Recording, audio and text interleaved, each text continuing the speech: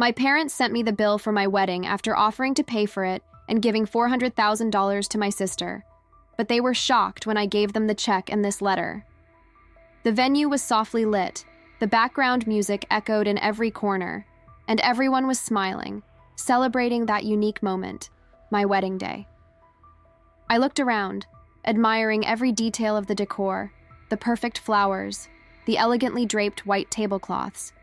Finally, I was living a moment of happiness that seemed almost impossible, considering the years of emotional struggle I faced with my family. In that instant, I chose to believe that my parents had changed. Since childhood, I lived in the shadow of favoritism. My older sister, Emily, always received more: the best Christmas gifts, designer clothes, trips, and an attention that never came my way. The most glaring point came when my parents gave her a wedding gift worth $400,000. Meanwhile, I grew up learning to fend for myself. I worked since my teenage years, paid for my education, my clothes, and even the small luxuries I allowed myself throughout life. So, when my parents offered to cover my wedding expenses, my heart warmed. It felt like, for the first time, they were seeing me as deserving of the same love and generosity they always showed Emily. I accepted their help with gratitude, believing it might be a gesture of reconciliation. Maybe they finally understand how much this means to me, I thought, as I listened to my mother excitedly discussing all the event details. The ceremony was perfect. My friends danced joyfully. James, my husband, embraced me tenderly, and for a brief moment, the shadow of favoritism seemed to have vanished. I believed that celebration was a symbol of a new beginning between me and my parents. But life has its surprises. Just a few days later, while coming back from our honeymoon, I found an envelope sent by my parents among the accumulated mail. Curious, I opened it, expecting perhaps a loving message or even some wedding photos. Instead, I found something that froze my blood: an itemized bill for the wedding, totaling over $34,000. My heart sank. That party hadn't been a gift. It was merely another transaction, cold, calculated, and devoid of any demonstration of love. My mother even had the gall to include a short note. "Here's the list of expenses. You'll know how to reimburse us. Consider it a life lesson." The betrayal cut me deeply. I, who had always fought to be independent from them, was now being charged as if I were a stranger, as if that celebration meant nothing. That bill felt like it weighed tons in my hands. I felt my knees weaken as I sat on the edge of the bed, staring incredulously at the cold, impersonal numbers marking every detail of the party. My heart pounded so hard it felt like it would burst, and warm tears began to stream down my face before I even realized I was crying. James walked into the room and found me there, motionless, the paper trembling between my fingers. "What happened?" he asked, concerned, kneeling beside me. Unable to speak, I simply handed him the envelope. I watched his expression change as he read the bill, and something ignited in his eyes, a mix of anger and disbelief. "They're joking, right? This has to be a joke." "No, James, it's not a joke," I whispered, tasting the bitter disappointment in my mouth. That attitude wasn't just a bill, it was the confirmation of what I already knew, but had been reluctant to accept. I had never been treated with the same love and respect as my sister. Emily was the priority. She always had been. My mother's voice echoed in my mind. A life lesson. What kind of lesson was that? That my family's love came with a price tag? In the following days, the hurt turned into an unbearable weight. I couldn't sleep, eat, or think about anything else. After decades of trying to earn my parents' love, it was as if they had shown me without a doubt that they never considered me the same way they did Emily. "What are you going to do?" James asked one night, as I stared at the blank check he had left on the table. I knew what I had to do. It was painful, but there was no other option. That night, I wrote the check for the full amount, $34,000. Each number felt like a stab, but in the end, I took a deep breath and prepared a letter I never thought I would have the courage to write. "Dear parents, please find enclosed the full amount of the bill for my wedding. I hope this makes it clear that I will never need anything from you again. It's not the money that hurts me, but what it symbolizes. Years of favoritism, devaluation, and the absence of true love. I no longer want anything that comes from you, not even apologies. From now on, I will sever all financial and emotional ties that bind us. I'm tired of being treated as less. Goodbye." I folded the letter, placed it with the check, and mailed it. Every word was written with tears in my eyes, but at the same time, I felt a strange strength building within me. A strength I didn't even know I possessed. The next day, the phone began to ring nonstop. First my mother, then my father.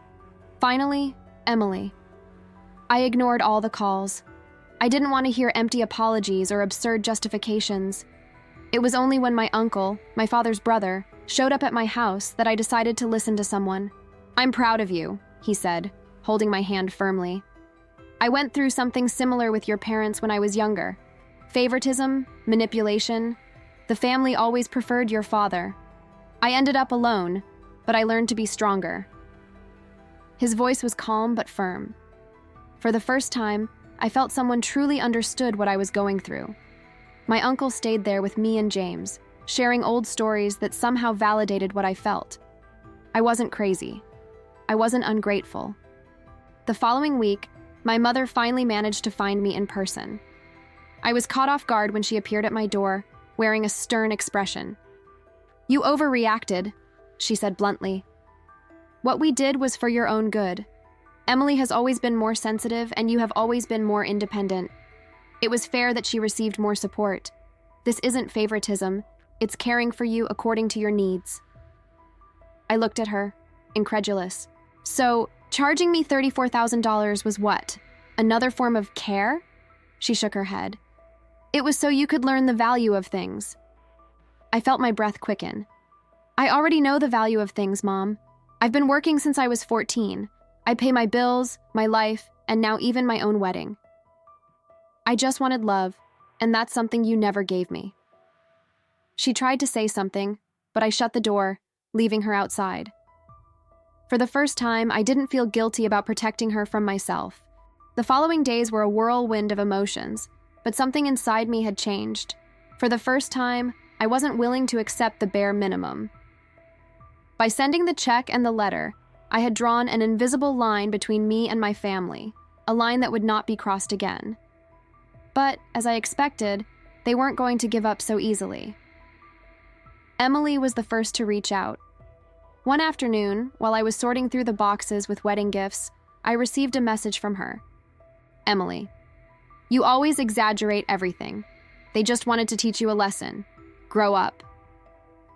I read those words and was surprised by the tightness in my chest. Even after all those years of being pushed to the background, there was still a part of me that wanted to be understood. I replied with something short. "If you don't understand what they did, then you're part of the problem." A few minutes later, the phone rang. It was my father, I answered, against my better judgment, and was taken aback by his remorseful tone. "Daughter, listen, I want to return the money. We don't need it. Your mother made decisions without thinking, and I was wrong. Now you realize?" I asked, gripping the phone tightly. "After humiliating me and charging for a party you offered as a gift, do you think money will fix this?" "I just want to make things right," he said, almost pleading. But before I could respond, he let slip something that sent a chill down my spine. Emily needed the money for fertility treatments. My throat dried up. "You used my wedding money to fund Emily?" I asked, incredulous. He fell silent. I didn't need to hear anything more. The confirmation came in the weight of his breath and the deafening silence on the other end of the line. "So this is it. You really never saw me." I hung up the phone and sat on the couch, feeling the ground disappear beneath me. James walked into the room, concerned. "What's wrong now?" he asked, kneeling beside me. "They used the money from the party to pay for Emily's treatments." James was silent for a moment before exploding. "This is unbelievable. How can they do this to you?" "Because I've never been a priority," I replied, finally letting the truth come out loud. I've always been the strong one, the one who never needed anything. In that moment, something broke inside me. It wasn't just the pain of the wedding or the money. It was the weight accumulated from a lifetime of being the invisible daughter. In the following days, My decision to cut ties with my parents became the main topic among relatives. I received messages, calls, and even unexpected visits. Everyone had an opinion on what I should or shouldn't do. "They're your parents. You need to forgive them," said a distant cousin.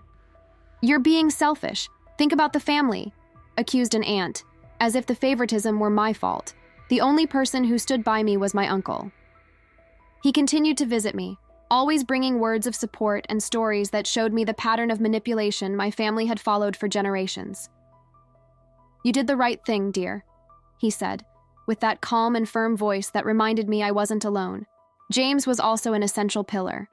While the world seemed to judge me, he was by my side, holding my hand and reminding me of the future we were building together. "You don't need them, not anymore." I knew he was right, but the nights were still hard. Many times I woke up in the middle of the night, haunted by old memories. My mother brushing Emily's hair carefully while I was ignored in the corner of the room. My father applauding when she got good grades while I received only a murmured, "Congratulations." Each memory was a new stab, showing me that it had never been about money but about love, or the lack of it. It was in one of those nights that I made a decision. I needed to tell my story, not to hurt them, but to free myself. I began to write everything: childhood memories, the differences in treatment, the wedding bill, the conversation with my father, and the discovery that the money had been diverted to my sister. Each word was a silent scream I had kept inside for years. When I finished, I felt as if a weight had been lifted off my shoulders. I posted the text on a social network, not expecting much. But to my surprise, it spread like wildfire. People I had never met began to comment, sharing their own stories of favoritism and family abuse. For the first time, I realized I wasn't alone. Some relatives, of course, reacted poorly. My mother sent me an angry message. "How could you have the courage to expose our family like this? You humiliated us." But this time, I didn't feel guilty. I replied simply, "I just told the truth." A few months later, my life took an unexpected turn. I discovered I was pregnant. The news brought a mix of fear and happiness, but above all, hope. James and I celebrated every moment of that journey, surrounded by love and support from friends and my uncle. Meanwhile, I heard from others that Emily continued to struggle to get pregnant. I wondered for a moment if that was some kind of ironic twist of fate. But instead of getting lost in bitter thoughts, I chose to focus on the future. "Our child will grow up in a home full of love," I told James one night, holding my still small belly. "Without favoritism," he added, smiling. I felt tears fill my eyes, but this time they were tears of gratitude. For the first time, I was free. Free to live fully, to love without fear, and to build a family based on respect and equality, everything I had always wanted and never had. The following weeks were marked by a strange calm, as if my decision to cut ties had finally begun to settle into my life. I was focused on the pregnancy, preparing for the baby's arrival, and enjoying this new phase with James. Still, deep down, there was a shadow: my family. I knew their silence wouldn't last forever, and it didn't. It was a regular afternoon, while James and I were organizing the baby's room, that the storm finally arrived. An unexpected message appeared on my phone. It was from my father. "Please, meet us tomorrow. We need to talk. It's important." I showed the message to James, feeling my heart race. "Are you going?" he asked cautiously. "I don't know. Part of me doesn't want to go back, but another part..." I paused, feeling the weight of the dilemma. I need to know what they want. The next morning, I went alone. I arranged to meet them at a discreet cafe in the city. When I arrived, I saw my parents sitting at the table as if nothing had happened. My mother looked impeccable, as always, and my father appeared more worn, more aged. "Thank you for coming," he said as I took a seat. "I don't know why I'm here. Be quick," I replied, not hiding the harshness in my voice. My mother was direct. "Emily needs your help." My heart stopped for a second. "My help?" I repeated, incredulous. "She can't get pregnant. The treatments have failed, and now her only chance is to use a surrogate. But it's very expensive, and we need your financial help." my mother explained, as if she were asking for something trivial. A wave of anger surged within me. It was unbelievable. After everything they had done, after humiliating me, after using the money from my wedding to fund Emily, they still had the audacity to ask me for help. Don't you have any shame? My voice came out louder than I expected. A few people in the cafe turned to look at us. You excluded me my entire life. You made me pay for a party you promised to cover, and now you want me to help Emily? My mother remained impassive. She's your sister. You've always been independent. You can help. Independence doesn't mean I have to save you from your own choices, I replied firmly. You need to understand that life has consequences. It doesn't have to be this way, my father murmured wearily. I breathed deeply, trying to control the anger and hurt bubbling inside me. You don't want to fix anything. You want me to solve Emily's problems, just like you always have. But now I won't do it. I don't want to be part of this toxic dynamic anymore. My mother fell silent, but her eyes shot me a disapproving look so deep that I felt as if she was still trying to control me with just a gesture. What kind of person have you become? She hissed finally. I stood up, grabbing my bag. I've become the person you never valued, but now I value myself. I left them there, sitting, and walked out of the cafe with firm steps, as if I were finally stepping on solid ground after years adrift. In the following days, I waited for some reaction. It didn't take long for Emily to send me an angry message. You're cruel. Everything we did for you, and you turn your back on us now? I hope you can live with that. This time, I deleted the message without responding. James hugged me that night, sensing the weight of what I had faced. You did the right thing, he whispered. I know, I replied, but still, silent tears streamed down my face. The pain of losing my family, even though it was already broken, was still real. It was then that I received an unexpected call from my uncle. I want you to know that I'm here for you. Always. Your courage inspires me, he said. Thank you, Uncle. That means a lot. By the way, there's something you need to know. Your mom and dad are selling part of the house to pay for Emily's new attempt at fertilization.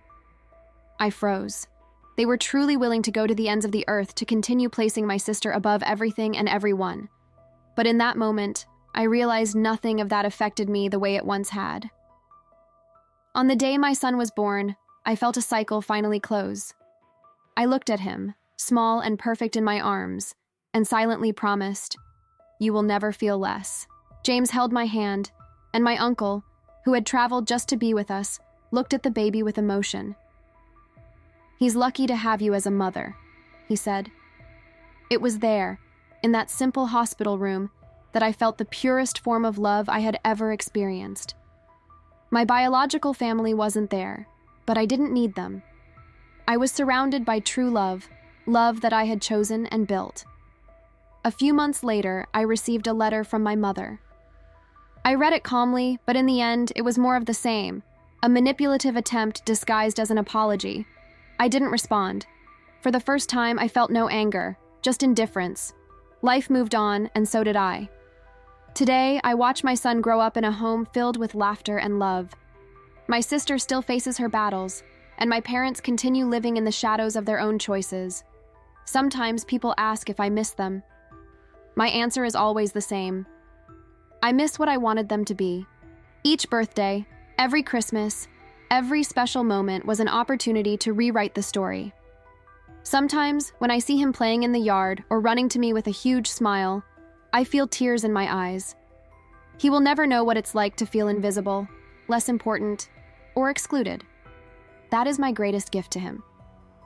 My relationship with my parents, on the other hand, never recovered. After that last attempt at manipulation, I stopped responding to messages and calls. But I've learned that peace comes when we accept that some people will never change. And freedom comes when we choose to leave those people behind. The years that followed were, above all, years of healing. After my son was born, life took on a new meaning. I finally understood that it was possible to build something completely different from what I had lived. A family where love didn't come with conditions and respect was non-negotiable. James and I raised our son with the utmost care, At first, the distance was difficult. As toxic as the dynamic had been, they were still my family, and the void left by this rupture was real. However, with each passing day, the space that had once been filled with pain was replaced by peace and freedom. My uncle remained present in our lives. He became not only a father figure, but an example of the kind of silent strength I wanted for myself. "Sometimes the best thing we can do is protect what we've built," he said during one of his visits. His words made me reflect. I had spent so much time trying to earn my parents' love that I had forgotten the most important thing. I was already enough. A few years later, news about my family reached me through a childhood friend. Emily still hadn't been able to get pregnant, and my parents continued financially supporting each failed attempt. For a moment, I felt a twinge of sadness for her. Despite everything, I knew that the pain of not realizing a dream could be devastating. But there was a difference. It was no longer my responsibility to carry the burdens and problems of my family. For the first time, that didn't hit me like it used to. Today, when I look at my life, I see how much I've grown.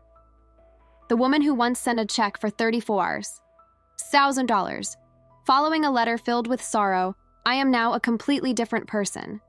I built my own family, learned to set boundaries, and discovered that true love never comes with a price. Sometimes life puts us in tough situations to show us what really matters. My journey with my parents wasn't pretty or easy, but it brought me here. I am grateful for the lessons, even if they were hard. Today, I look to the future with hope. My family, the one I chose and built, is my greatest treasure. I am finally free. One day, while sorting through old photos, my son sat beside me and pointed to an image of my wedding. "Mommy, who are those people?" I looked at the photo and smiled, feeling a serenity I never thought I would feel. "They are people who were part of my story, but I left them behind." He frowned, curious. "Why?" "Because sometimes to be happy, we need to let go of what hurts us," I replied, kissing the top of his head. If this story touched your heart, don't forget to leave a like to help spread messages like this. Subscribe to the channel to follow more impactful stories filled with twists and inspiring endings. And of course, we want to hear what you think. Leave your comment below. Share your thoughts, your experiences, or how this story resonated with you. Let's create a space full of reflection and support together.